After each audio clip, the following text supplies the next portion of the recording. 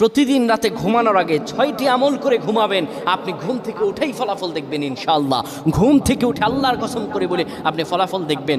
ঘুমাবেন আপনি গুনার বোঝা নিয়ে, ঘুম থেকে উঠে আপনি নিষ্পাপ হয়ে যাবেন ইনশাআল্লাহ, কোনো গুনাহ থাকবে না। যদি প্রতিদিন আপনি ঘুমানোর সময় এই 6টি আমল করে যেতে পারেন, 3বার করে করবেন।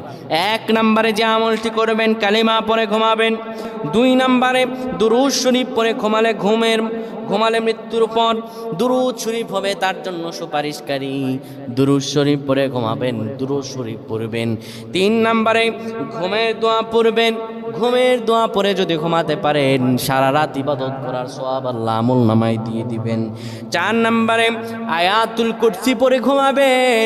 আয়াতুল কুরসি পড়ে কেউ যদি ঘুমায়, ফেরেশতারা তাকে সারা রাত পাহারা দেয়।